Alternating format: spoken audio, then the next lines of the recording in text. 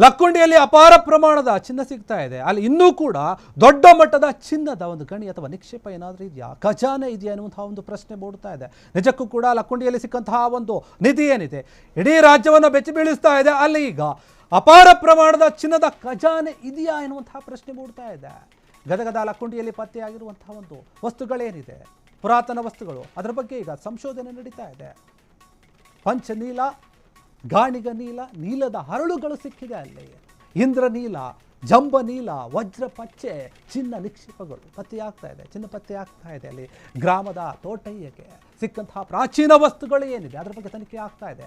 ಲಕ್ಕುಂಡಿಯಲ್ಲಿ ಅಪಾರ ಪ್ರಮಾಣದ ನಿಧಿ ಸಿಗುವ ನಿರೀಕ್ಷೆ ಕೂಡ ಇದೆ. ಬೇರೆ ಬೇರೆ ಭಾಗದಲ್ಲಿ ಸಿಗಬಹುದು ಎನ್ನುವಂತಹ ನಿರೀಕ್ಷೆ. ಕೆಲ ದಿನದ ಹಿಂದೆ ರಿತ್ತಿ ಕುಟುಂಬಕ್ಕೆ ಸಿಕ್ಕಿದ್ದಂತಹ 460 ಗ್ರಾಂ ಚಿನ್ನ ಏನಿದೆ ಅದು ದೊಡ್ಡ ಮಟ್ಟದಲ್ಲಿ ಸದ್ದು ಮಾಡ್ತಾ ಇದೆ. ಆ ಸ್ಥಳದಿಂದ 250 ಮೀಟರ್ ದೂರದಲ್ಲಿ ಇಂದು ಉತ್ಖನನ ಶುರುವಾಗಿದೆ.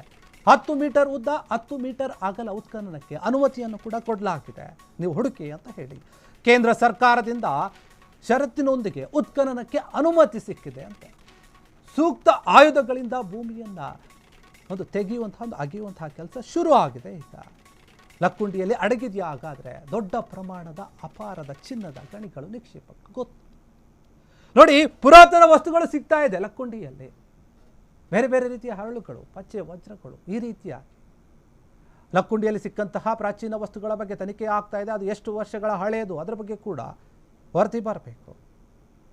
ಕೆಲವರು ಮಾತನಾಡ್ತಾ ಇದ್ದಾರೆ, ನಿಧಿ ಸಿಕ್ಕರೆ ಒಳ್ಳೆಯದಲ್ಲ ಹಾಗೆ ಹೇಗೆ ಅಂತ. ಆ ಕುಟುಂಬವನ್ನು ಎದುರಿಸಿದ್ದಾರೆ. ಆ ಕುಟುಂಬದವರು ನಿರಾಕರಿಸಿದ್ರು. ಈಗ ಅಲ್ಲಿ ಸಿಕ್ಕಿದೆ ಇಂದ್ರ ನೀಲ ಆಗಿರ್ಬೋದು, ಜಂಬ ನೀಲ, ಈ ರೀತಿಯಾಗಿ ಅದರ ಹೆಸರುಗಳು ಕೂಡ ಗೊತ್ತಾಗ್ತಾ ಇದೆ. ಗದಗ ಜಿಲ್ಲೆಯ ಲಕ್ಕುಂಡಿಯಲ್ಲಿ ಸಿಕ್ಕಂತಹ ಪುರಾತನ ವಸ್ತುಗಳು, ಬಂಗಾರದ ಆಭರಣಗಳು, ಈಗ ಒಂದು ಹರಳುಗಳು ಸಿಗ್ತಾ ಇದೆ.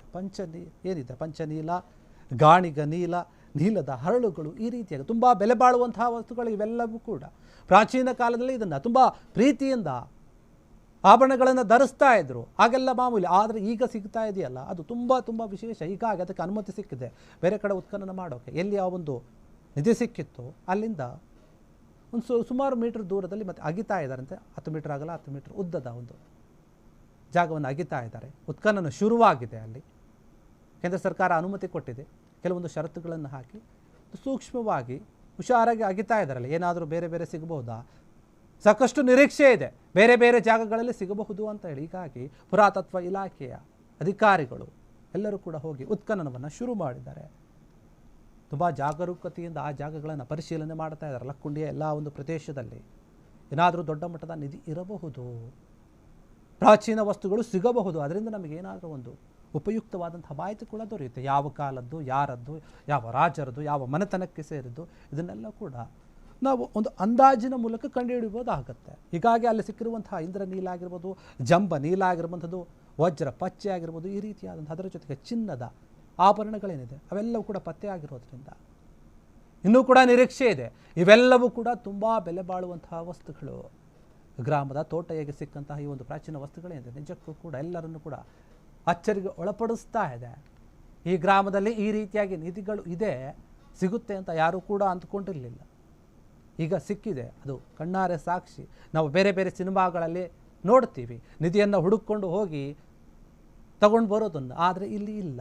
ಪ್ರಾಚೀನ ಕಾಲದಲ್ಲಿ ರಾಜ ಮಹಾರಾಜರು, ರಾಜ ಮನೆತನದವರು ಕೆಲವೊಂದು ಸಂದರ್ಭಗಳಲ್ಲಿ ಅವಿತಿಟ್ಟಿರ್ತಾರೆ, ಮಣ್ಣಲ್ಲಿ ಹೂತಿರ್ತಾರೆ. ಅಥವಾ ರಾಜ ಮನೆತನದಲ್ಲಿ ಕೆಲಸ ಮಾಡ್ತಿರುವಂತಹ ಕೆಲವೊಂದು ಕುಟುಂಬದ ಅಂದರೆ ಏನಿರ್ತಾರೆ, ಒಂದು ತುಂಬ ದೊಡ್ಡ ಮಟ್ಟದಲ್ಲಿ ಕೆಲಸಗಾರರು ಏನಿರ್ತಾರೆ ಅವ್ರ ಹತ್ರ ಕೂಡ ತುಂಬ ದೊಡ್ಡ ಪ್ರಮಾಣದ ಆಸ್ತಿ ಇರುತ್ತೆ, ಆಭರಣಗಳಿರುತ್ತೆ. ಅವರು ಕೂಡ ಬಚ್ಚಿಟ್ಟಿರುವಂತಹ ಒಂದು ಸಾಧ್ಯತೆ ಇದೆ. ಯಾಕಂದರೆ ಯುದ್ಧದ ಸಮಯದಲ್ಲಿ ಏನು ಯುದ್ಧ ಮಾಡೋಕ್ಕೆ ಬರ್ತಾರಲ್ಲ ಆ ಸಮಯದಲ್ಲಿ ಅವರೆಲ್ಲರೂ ಕೂಡ ಕೊಳ್ಳೆ ಹೊಡ್ಕೊಂಡು ಹೋಗ್ಬಿಡ್ತಾರೆ ಅನ್ನುವಂಥ ಭಯದಿಂದ ಅವರವರ ಮನೆಯಲ್ಲಿ ತುಂಬ ಸುರಕ್ಷಿತವಾಗಿ ನೆಲದಲ್ಲಿ ಹೂತಿಟ್ಟಿರುವಂಥ ಒಂದು ಸಾಕ್ಷಿಗಳು, ನಿದರ್ಶನಗಳು ಇವೆ. ಅದೇ ರೀತಿಯಾಗಿ ಇದನ್ನು ಕೂಡ ಇಟ್ಟಿರಬಹುದು, ಈಗ ಅದು ಸಿಕ್ಕಿರಬಹುದು ಅನ್ನುವಂಥ ಮಾತುಗಳು ಕೂಡ ಇದೆ. ಹೀಗಾಗಿ ಲಕ್ಕುಂಡಿಯಲ್ಲಿ ಸಿಕ್ಕಿರುವಂತಹ ಒಂದು ಬಂಗಾರದ ಬಗ್ಗೆ, ನಿಧಿಯ ಬಗ್ಗೆ, ಮತ್ತು ಈ ಒಂದು ಹರಳುಗಳೇನಿದೆ ಅದರುಗಳ ಬಗ್ಗೆ ಕೂಡ ಈಗ ಚರ್ಚೆ ಆಗ್ತಾ ಇದೆ. ಬೇರೆ ಕಡೆ ಉತ್ಖನನವನ್ನು ಶುರು ಮಾಡಿದರೆ ಅಲ್ಲಿ ಏನು ಸಿಗಬಹುದು, ಏನಾದರೂ ದೊಡ್ಡ ಮಟ್ಟ ಪ್ರಮಾಣದ ಒಂದು ವಸ್ತುಗಳು ಸಿಗುತ್ತಾ, ಪುರಾತನ ವಸ್ತುಗಳು, ಅದರ ನಿರೀಕ್ಷೆ ಇದೆ.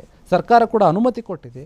ಅದೇ ರೀತಿಯಾಗಿ ಪುರಾತತ್ವ ಇಲಾಖೆಯ ಅಧಿಕಾರಿಗಳು ಈಗಾಗಲೇ ಉತ್ಖನನವನ್ನು ಶುರು ಮಾಡಿದ್ದಾರೆ. ಏನು ಸಿಗಬಹುದು ಅಂತ ನಿರೀಕ್ಷೆಯಲ್ಲಿದ್ದರೆ ಆ ಗ್ರಾಮದ ಜನರೆಲ್ಲರೂ ಕೂಡ ಅಚ್ಚರಿಯಿಂದ ನೋಡ್ತಾ ಇದ್ದಾರೆ. ಸುತ್ತಮುತ್ತ ಭಾಗದ ಜನರು ಕೂಡ ಬಂದು ನೋಡ್ತಾ ಇದ್ದಾರೆ ಏನು ಸಿಗಬಹುದು, ಏನಿಲ್ಲ. ಹೀಗಾಗಿ ಇನ್ನೂ ನಿರೀಕ್ಷೆ ಇದೆ, ಹುಡುಕ್ತಾ ಇದ್ದಾರೆ, ನೋಡಬೇಕು ಏನು ಸಿಗುತ್ತೆ ಅಂತ. ಕ್ಷಣ ಕ್ಷಣದ ಸುದ್ದಿಗಳಿಗಾಗಿ ಫ್ರೀಡಂ ಟಿವಿ ಸಬ್ಸ್ಕ್ರೈಬ್ ಮಾಡಿ, ಲೈಕ್ ಮಾಡಿ ಹಾಗೂ ಫಾಲೋ ಮಾಡಿ. ಹೊಸ ಸುದ್ದಿಗಳ ನೋಟಿಫಿಕೇಶನ್ಗಾಗಿ ಬೆಲ್ ಐಕಾನ್ ಮೇಲೆ ಕ್ಲಿಕ್ ಮಾಡಿ.